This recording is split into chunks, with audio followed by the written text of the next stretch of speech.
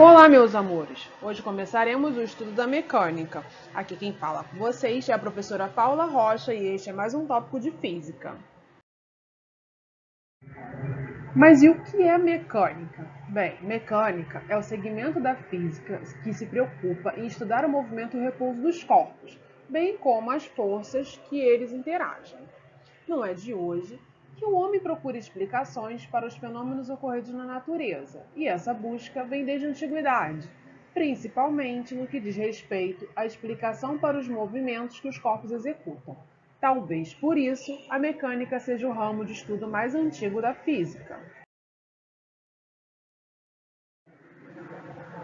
Durante a história da humanidade, diversos homens se destacaram tentando desvendar a física por trás dos movimentos, e muitos deles ficaram famosos. Dentre eles, a gente pode citar, por exemplo, o Aristóteles. O Aristóteles, ele estudou, dentre outras coisas, a gravidade, o movimento retilíneo e ainda conseguiu relacionar velocidade com densidade de materiais. Já o Galileu, ele é referenciado como o pai da astronomia observacional e desenvolveu telescópios e bússolas, além de conseguir observar as fases de Vênus, os 4 maiores satélites de Júpiter, os anéis de Saturno e as manchas solares. O Ptolomeu, a gente destaca aqui também, porque ele desenvolveu trabalhos matemáticos notáveis com geometria, além de propor uma maneira de entender o movimento dos corpos celestes que era totalmente baseado na física de Aristóteles. Mas falando especificamente da mecânica, nós podemos dividi-la em 3 grandes áreas. A primeira é a estática, que vai estudar as propriedades de equilíbrio dos corpos. A segunda é a cinemática, que vai estudar o movimento dos corpos, mas nesse estudo a gente não se preocupa com as causas do movimento dos corpos, então a gente estuda o movimento sem querer saber o porquê que aquele movimento acontece. E temos também a dinâmica, onde a gente insere o porquê. A gente vai querer se preocupar em por que aquele movimento acontece daquele jeito. Então, a dinâmica vai estudar o movimento dos corpos, se preocupando principalmente com a causa desse movimento. Falando um pouco mais sobre a estática, nós podemos definir a estática como a parte da mecânica que vai estudar os corpos e sistemas nos quais as forças vão estar em equilíbrio. Então, de uma maneira geral, ela pode ser definida como o ramo da mecânica que investiga as propriedades de equilíbrio em que os corpos vão se encontrar. E de acordo com as leis de Newton, que a gente vai falar um pouquinho mais para frente, para uma partícula estar em equilíbrio, a força resultante sobre ela deve ser nula.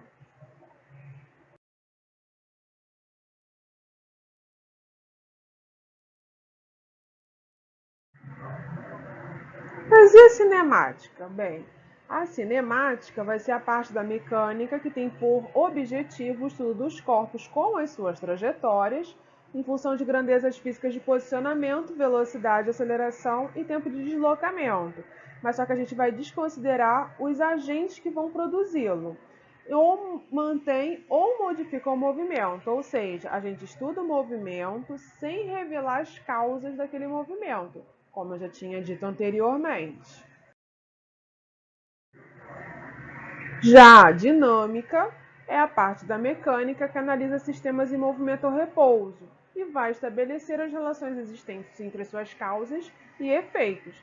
Aí na figurinha, a gente consegue ver o Cebolinha jogando um aviãozinho de papel.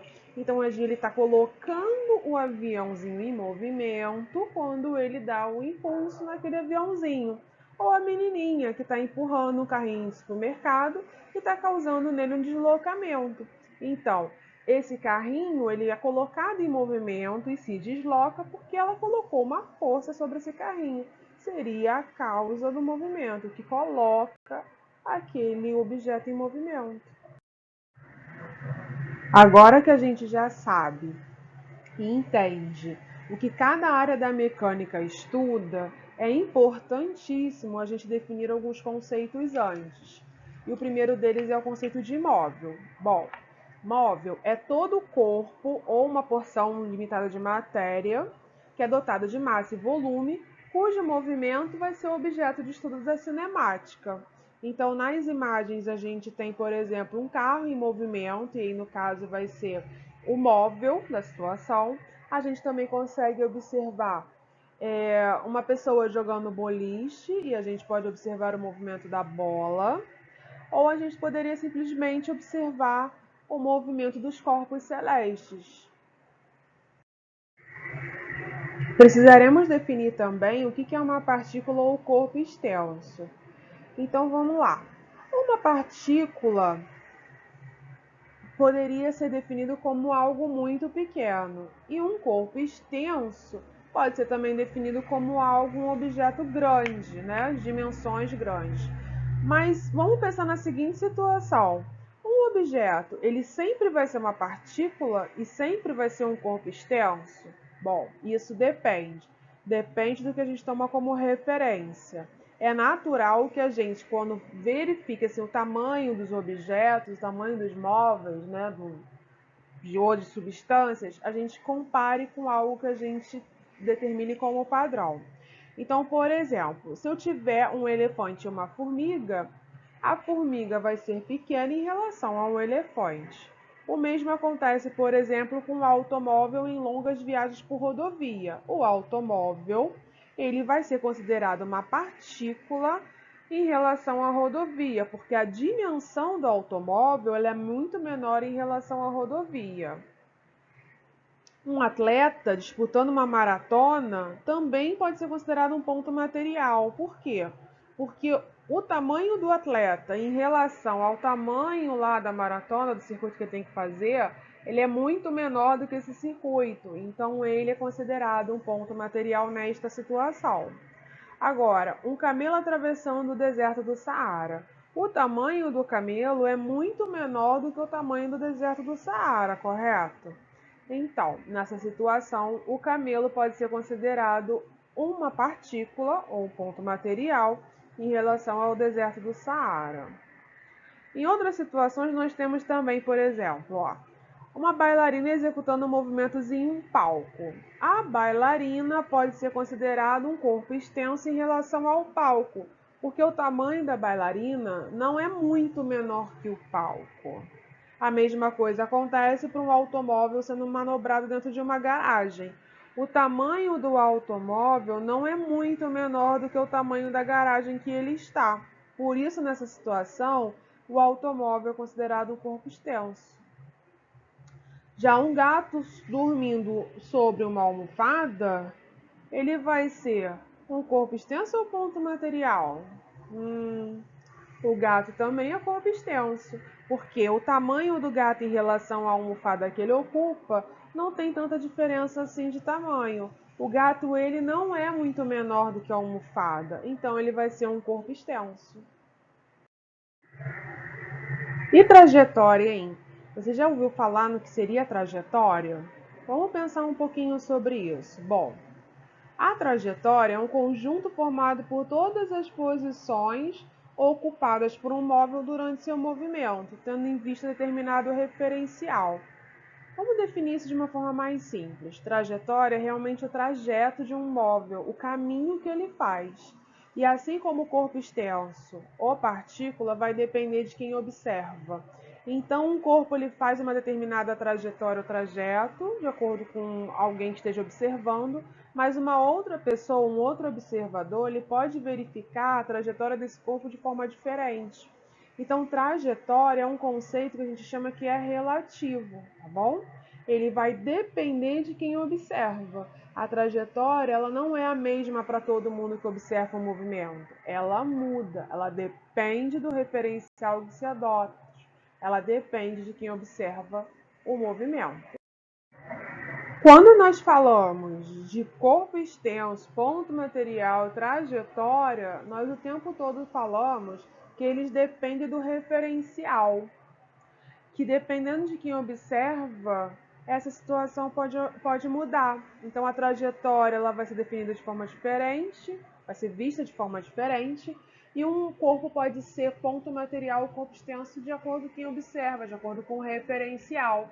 Mas o que é referencial? Bom, referencial é o corpo ou sistema físico, que é um conjunto observável de corpos, em relação ao qual se realizam as observações, as descrições, as formulações de leis físicas. Por exemplo, as posições e as velocidades dos móveis dependem do referencial adotado. Então vamos lá. Nas imagens eu tenho o seguinte: eu tenho uma pessoa dentro de um ônibus, né? Que eu posso falar o seguinte: ela está em movimento em relação a alguém do lado de fora, ou pode estar em repouso, digamos, em relação a quem está lá dentro. Então eu verifico que o posicionamento, a mudança de posicionamento vai mudar. A noção de mudança de posicionamento vai depender de quem está observando o que está se passando. Vamos verificar isso um pouquinho mais adiante, vai ficar bem mais claro. Digamos que eu esteja dentro de um ônibus olhando pela janela e eu vejo passar alguns postes de eletricidade. Eu tenho a noção, né, a impressão de que quem está em movimento não sou eu, são os postes que estão caminhando do lado de fora, porque a posição deles está mudando conforme vai mudando o tempo. Agora, se eu pensar que eu estivesse assim, num ponto de ônibus, e eu estou no ponto de ônibus e eu vejo determinado ônibus passar, o que está acontecendo para mim? Eu estou pensando o seguinte, que o ônibus ele vai estar em movimento, porque a posição do ônibus está mudando conforme vai passando o tempo. Agora, essa situação de movimento vai depender do referencial que eu estou adotando. Então, na primeira situação, comigo sentada dentro do ônibus, eu vejo que os postes estão se movimentando em relação a mim. E comigo no ponto de ônibus, eu vou verificar que o ônibus está se movimentando em relação à terra, do lado de fora. Então, significa que movimento e repouso são conceitos relativos. No caso de movimento, o movimento pode ser entendido, então, como um fenômeno físico no qual o móvel muda de posição com o passar do tempo e em relação a um referencial adotado. Olha aí o referencial aparecendo. No final de tudo, movimento é um conceito relativo, concorda? Agora vejamos a seguinte situação. Um passageiro dentro de um veículo ou até mesmo um motorista, mesmo com o veículo correndo pela estrada, está em repouso em relação a ele, ou seja, ao veículo. Então, por que isso acontece? Porque o passageiro dentro de um veículo não vê o veículo mudar de posição em relação a ele próprio. Ele caminha junto com o veículo, ele não vê a distância entre os dois aumentar ou diminuir. Eles vão continuar caminhando juntos, sempre mantendo sempre a mesma distância. Não há variação de posição um em relação ao outro. Então, nesse caso, a gente também pode falar que o veículo está em repouso em relação ao passageiro. Então, repouso tem a mesma validade, a mesma tipo de definição que a gente fez lá para movimento. Repouso é um conceito relativo e também depende do referencial adotado. Vamos começar a definir agora o que seria deslocamento escalar e espaço percorrido, ok? Bom, as mudanças de posição de um móvel sobre certa trajetória, elas ficam caracterizadas pela variação do espaço, ou seja, isso é o deslocamento escalar. Então, para um objeto que se move entre uma posição de partida, que a gente pode chamar isso de S0, o chamado espaço inicial, e uma posição de chegada, né, que pode ser o S só como espaço final, o deslocamento vai ser representado pelo ΔS, e aí a sua notação algébrica fica da seguinte maneira. ΔS vai ser igual ao espaço final menos o espaço inicial do móvel. Bom, a distância em linha reta entre a posição inicial e final de um corpo é que é chamada de deslocamento. Ficou claro? Agora, a gente pode pensar numa outra situação. Vamos até lembrar de um filme muito famoso que tinha um personagem que chamava Frodo, que encontrava um determinado anel E ele tinha como missão, né, na sua saga lá, levar o anel para que ele fosse destruído, porque o anel poderia causar muitos estragos na humanidade. Então ele junta a galera, ele junta os amigos, e aí ele decide percorrer algumas distâncias para que ele chegue até lá o posicionamento dele, onde ele vai fazer a destruição desse anel e salvar o mundo.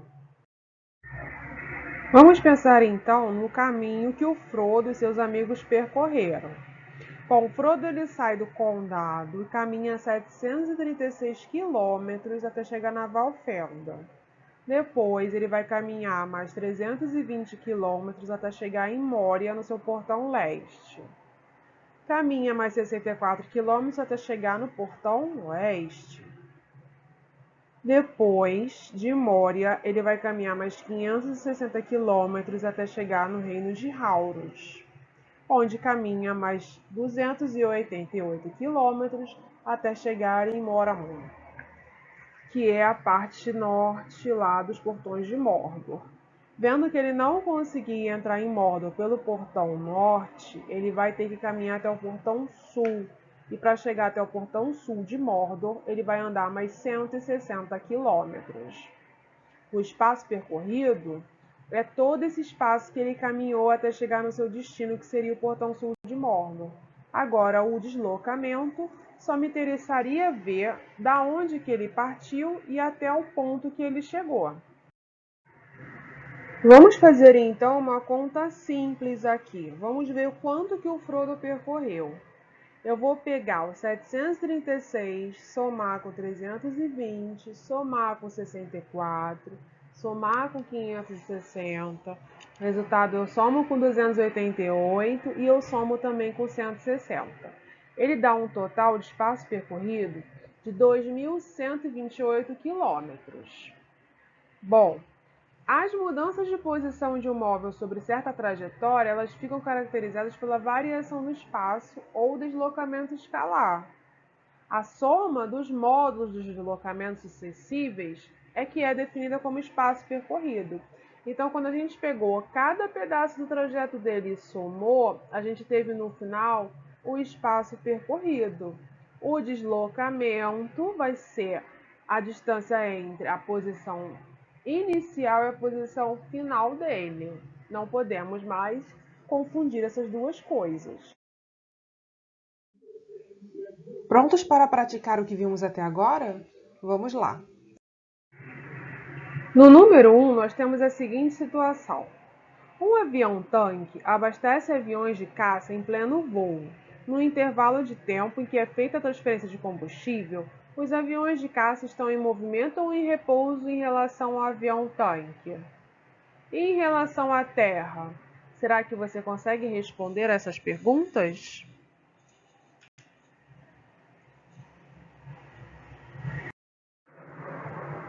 E aí, você já sabe a resposta? Bem, em relação ao avião-tanque, ele estará em repouso, mas em relação à Terra, ele estará em movimento.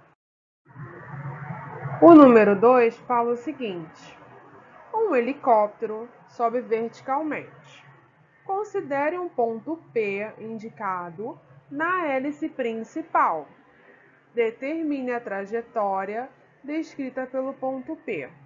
Nós vamos então determinar a trajetória descrita pelo ponto P em relação a um observador situado dentro do helicóptero e também em relação a um observador situado no solo.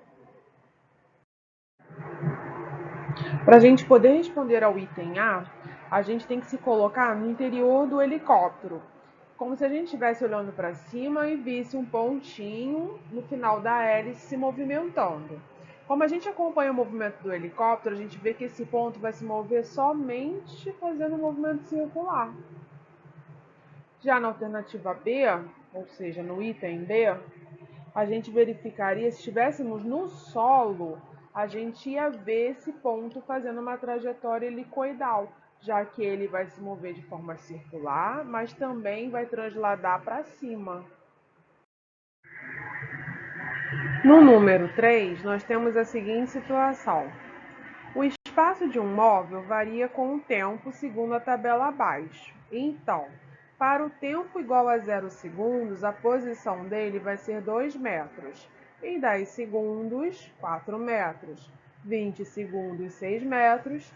30 segundos, 8 metros. 40 segundos, 6 metros. E 50 segundos, 4 metros. Vamos determinar, na letra A, o espaço inicial do móvel e, para a letra B, a variação de espaço entre os instantes 0 e 20 segundos, 10 e 40 segundos e 30 e 50 segundos. Respondendo a letra A, para que a gente ache o espaço inicial do móvel, é só observar quando o tempo for igual a 0. Geralmente, a gente começa a contar um movimento com t igual a 0. Então, aonde for o t igual a 0, eu vou achar o meu espaço inicial. E de acordo com a tabela, quando t for igual a 0, o espaço vai ser igual a 2 metros. Na letra B, para fazer a variação do espaço entre os instantes 0 e 20 segundos, a gente pode escrever assim: ΔS vai ser igual a 6 metros, que é a posição em 20 segundos, menos 2 metros, que é a posição em 0 segundos, vai ser igual a 4 metros. A variação do espaço no intervalo de tempo, entre os instantes, 10 e 40 segundos, vai ser escrito assim: ΔS vai ser igual a 6 metros, que equivale à posição a 40 segundos, menos 4 metros, que equivale à posição a 10 segundos. Lembrando que o ΔS é sempre o espaço final menos o espaço inicial. Então, 6 menos 4 igual a 2 metros. E, por último, a variação do espaço entre os instantes 50 segundos e 30 segundos. Vou escrever da seguinte forma: ΔS é igual a 4, que é a posição no instante t igual a 50, menos 8, que é a posição no instante t igual a 30, que vai ser igual a menos 4 metros. Vamos ver o que andou caindo no vestibular? Na Uniub de Minas Gerais, nós tivemos a seguinte questão. Considere a seguinte situação. Um ônibus movendo-se por uma estrada e duas pessoas, uma A sentada no ônibus e outra B parada na estrada, ambas observando uma lâmpada no teto do ônibus. Essa lâmpada está fixa. A pessoa A fala o seguinte: a lâmpada não se move em relação a mim. A pessoa B fala: a lâmpada está se movimentando uma vez que ela está se afastando de mim. Alternativa A. A está errada e B está certa. Alternativa B. A está certa e B está errada. Alternativa C. Ambas estão erradas, ou alternativa D, cada uma dentro de seu ponto de vista está certa. Então, o que você marcaria?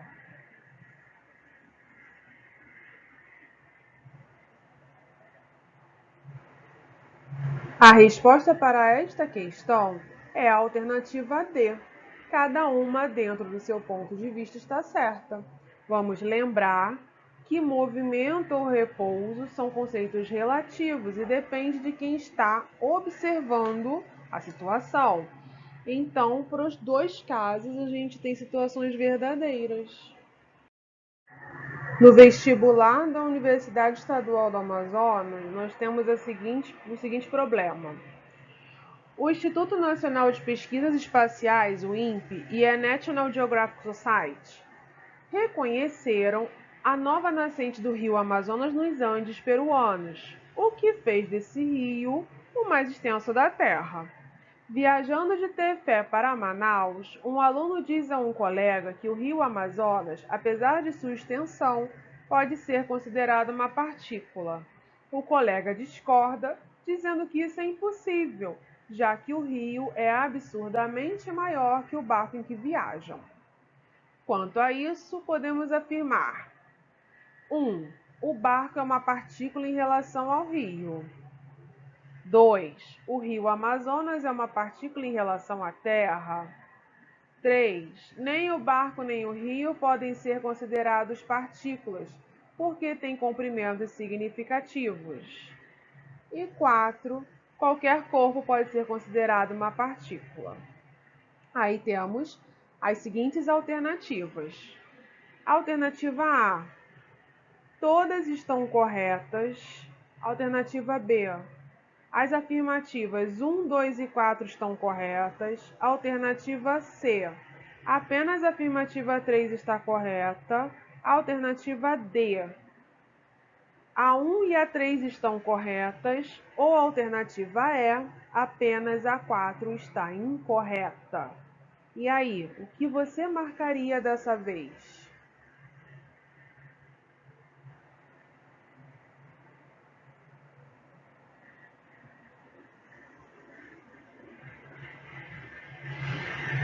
A resposta a esta questão seria a alternativa B. A 1, a 2 e a 4 estão corretas. Vamos lembrar que o conceito de partícula ou corpo extenso também é um conceito relativo. Vai depender do referencial adotado. Então, todo e qualquer objeto podem ser considerados partícula ou corpo extenso, dependendo da situação em que ele está envolvido. Por hoje é só, pessoal. Tchau, tchau e até a próxima!